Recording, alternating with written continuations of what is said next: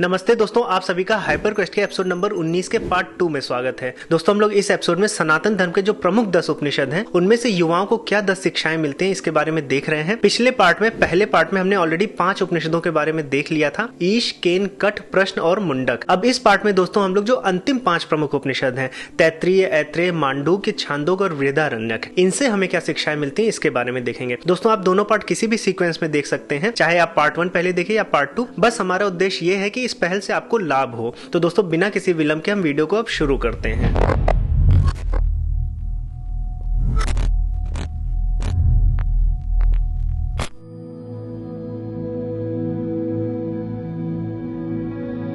दोस्तों, इस पार्ट की शुरुआत हम तैत्तिरीय उपनिषद से करेंगे।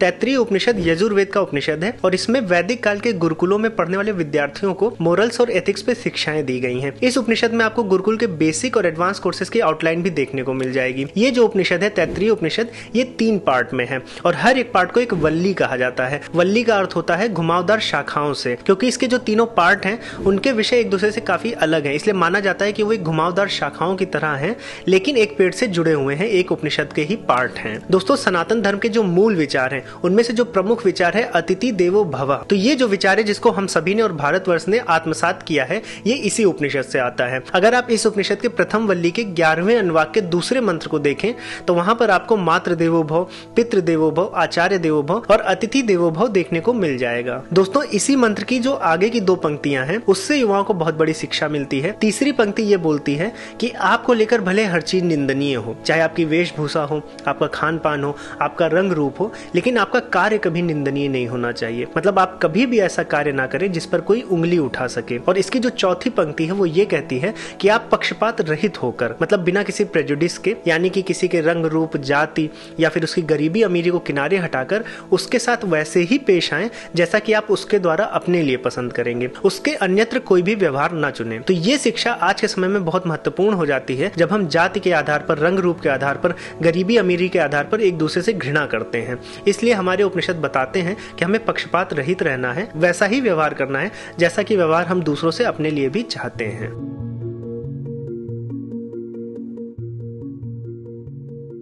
दोस्तों, अब ऐत्रेय उपनिषद पर चर्चा करें तो इसमें केवल 33 मंत्र हैं, जो कि 3 पार्ट में विभाजित किए गए हैं और पूरा का पूरा उपनिषद आपको सृष्टि निर्माण, आत्मा और जन्म मरण जैसे विषयों पर व्याख्यान करते हुए मिलता है। दोस्तों, इसके पहले ही अध्याय में 11वां मंत्र है कोहमिति, जिसका अर्थ होता है हु एम आई, मतलब मैं कौन हूं। और अगर आज देखा जाए तो आज के समाज में युवाओं के मन में ये प्रश्न किसी न किसी रूप में जरूर उठ खड़ा होता है, विशेषकर जब बहुत ढेर सारी समस्याओं का वो सामना करते हैं या फिर एक के बाद एक फेलियर्स आती हैं, तो उनके मन में ये प्रश्न जरूर आ जाता है कि आखिर मैं कौन हूं और मेरे जीवन का उद्देश्य क्या है। तो अगर इस उपनिषद में जो सृष्टि निर्माण और सृष्टि के संचालन की प्रक्रिया को बताया गया है, अगर उसको अच्छे से समझ लिया जाए तो हम सभी युवा अपने आप को फेलियर से डिटैच करके पॉजिटिव एनर्जी के साथ अपने गोल्स की तरफ बढ़ सकते हैं। उपनिषद के अनुसार हम सभी एक अनंत आत्मा द्वारा रचे गए हैं और अगर आपको अच्छे से समझना है तो आप इस अनंत आत्मा को एक सागर के रूप में देख सकते हैं। जैसे सागर में लहरें उठती हैं और अलग अलग लहरें होती हैं, तो ये अलग अलग लहरें जो है उस अनंत आत्मा द्वारा रचे गए अलग अलग जीव हैं। मतलब ऊपर से सब अलग अलग दिखते हैं,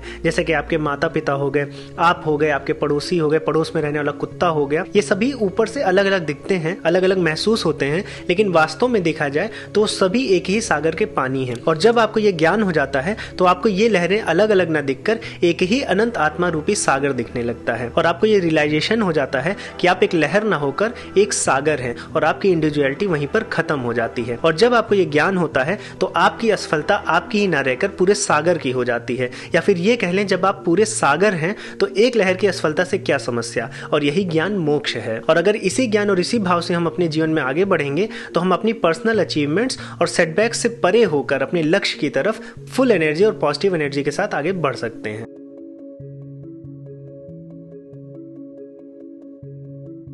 दोस्तों, छांदोग्य उपनिषद सबसे प्राचीन उपनिषदों और सबसे बड़े उपनिषदों में से एक है। इसमें 8 लेक्चर्स हैं और हर एक लेक्चर में कई वॉल्यूम्स हैं। और चूंकि ये उपनिषद सामवेद का उपनिषद है, इसलिए इसमें मंत्रोच्चार के लाभ, स्वर, वाणी, ओमकार और भाषा की संरचना जैसे विषयों पर डिटेल्ड एक्सप्लेनेशन देखने को मिलता है। लेकिन इसके साथ साथ ब्रह्मांड के जन्म और अंत, अल्टीमेट रियलिटी, इनर सेल्फ और आत्मन जैसे विषयों को भी अच्छी तरह से समझाया गया है। दोस्तों, इस उपनिषद में चीजों को आसान बनाने के लिए लगभग हर एक लेक्चर में कहानियों और कथाओं युवाओं का सहारा लिया गया है। और पहले ही अध्याय में, पहले ही चैप्टर में, 12वें वॉल्यूम में हमको कुत्तों के एक झुंड को लेकर एक कहानी देखने को मिलती है, जिससे आज के युवाओं को बहुत बड़ी सीख मिलती है। कथा में एक बगदालभ नाम के ऋषि हैं और वो एक ऐसे मंत्र की खोज में है जिसको पढ़ने से, जिसके उच्चारण से खाना अपने आप प्रकट हो जाए, भोजन तुरंत मिल जाए, तुरंत उपलब्ध हो जाए। और इसी खोज में वो क्या करते हैं, एक शांत स्थान पर चले जाते हैं और वहां पर बैठकर ग्रंथों को पढ़ना शुरू कर देते हैं। जब वो ग्रंथों को पढ़ रहे होते हैं तभी उनके पास एक सफेद कुत्ता प्रकट हो जाता है। एक सफेद कुत्ता आके खड़ा हो जाता है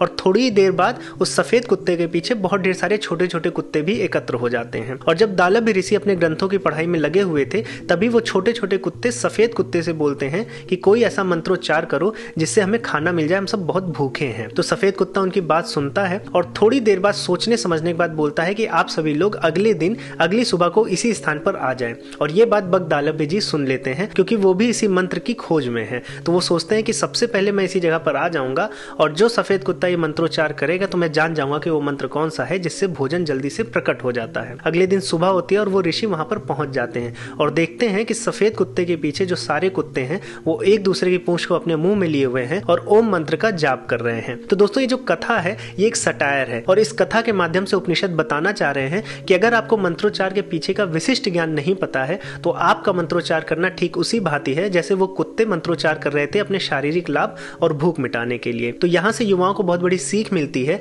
कि आप अपने ऑफिस में हो या फिर स्कूल में हो, एक विद्यार्थी हो या आर्मी में हो या फिर प्रयोगशाला में एक वैज्ञानिक हो, एक पॉलिटिशियन हो, अगर आपको अपने काम के बारे में विशिष्ट ज्ञान नहीं है, आपको नहीं पता है कि आप क्यों कर रहे हैं, कौन सा स्टेप कैसे किया जाता है, पूर्ण नॉलेज नहीं है और आप उसको एक रिचुअल की तरह कर रहे हैं, बस रट लिए हैं कि बस काम हो जाए किसी तरह, तो आप एक जानवर की ही भांति हैं और त्वरित लाभ के लिए आप वो काम कर रहे हैं और इससे कोई लाभ नहीं होता है। जैसे आज की हमारी पूजन विधि है, हम बस एक प्रक्रिया जानते हैं और एक रोबोट की तरह कर देते हैं, पूरी पूजा निपटा देते हैं, लेकिन उसके पीछे का महत्व नहीं पता होता है और वो एक पाखंड बन के रह जाती है। तो उपनिषद आपको ये बताना चाह रहे हैं कि आप कोई भी काम करें तो उसके पीछे का आपको महत्व पता होना चाहिए, विशिष्ट ज्ञान होना चाहिए, तभी आप उस चीज में लाभ प्राप्त कर सकते हैं, वरना लाभ नहीं प्राप्त होगा और आप एक जानवर की तरह रह जाएंगे।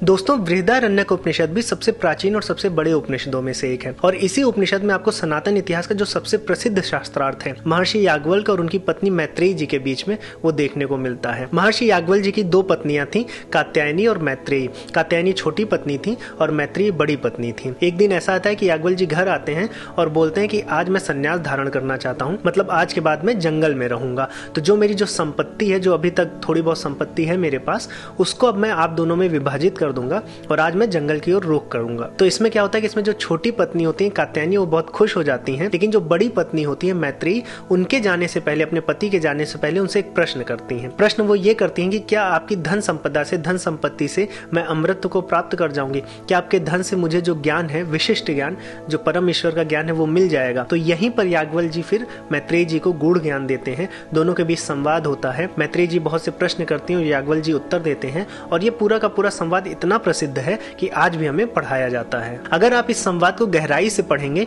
तो महर्षि याज्ञवल्क्य द्वारा कही गई एक बात से आपको बहुत बड़ी शिक्षा मिलेगी। उन्होंने एक बात कही है कि जब आप किसी चीज को प्रेम करते हैं तो आप इसलिए नहीं करते हैं कि वो प्रेम करने लायक है, आप इसलिए उससे प्रेम करते हैं क्योंकि आप स्वयं को प्रेम करते हैं। और इस विशिष्ट ज्ञान में महर्षि याज्ञवल्क्य जी एक परत और नीचे जाते हैं और बताते हैं कि वो जो स्वयं है वो स्वयं आपका शरीर नहीं है, क्योंकि शरीर को भी आप इसीलिए प्रेम करते हैं क्योंकि आप स्वयं को प्रेम करते हैं। इसलिए स्वयं शरीर ना होकर एक अनंत आत्मन है, जैसे कि हमने सागर की बात की थी, जो हमारे अंदर भी है और हमारे बाहर भी है। क्योंकि लहरें भले हमें अलग अलग दिखती हों, लेकिन हम सभी तो वही सागर ही हैं। और चूंकि वास्तविकता में हम दोनों जगह पर हैं, तो जब हम किसी दूसरी चीज से प्रेम करते हैं तो असल में स्वयं से प्रेम कर रहे होते हैं। और जब ये ज्ञान हमें पता चल जाता है तो हम ये समझ जाते हैं कि अगर हम अपनी धन संपत्ति से दूर भी चले जाएं तो हमारे पास ही रहती हैं। इसीलिए याज्ञवल्क्य जी मैत्रेयी जी को समझाते हैं कि धन संपत्ति से तुमको सुख तो जरूर मिल जाएगा, लेकिन अमृत तो नहीं मिलेगा। अगर आपको अमृत तो चाहिए, अमर होना है, तो आपको इस विशिष्ट ज्ञान के बारे में पता होना चाहिए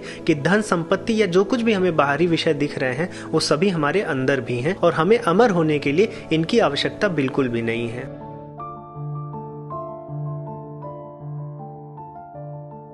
दोस्तों, ऐत्रेय उपनिषद और बृहदारण्यक उपनिषद में जो आत्मन को लेकर बताया गया है कि हम जो अंदर है वही बाहर है, हम सभी एक ही हैं, इस बात को, इस फिलॉसफी को, इस दर्शन को मांडूक्य उपनिषद में आत्मन की 4 अवस्थाओं के द्वारा समझाया गया है।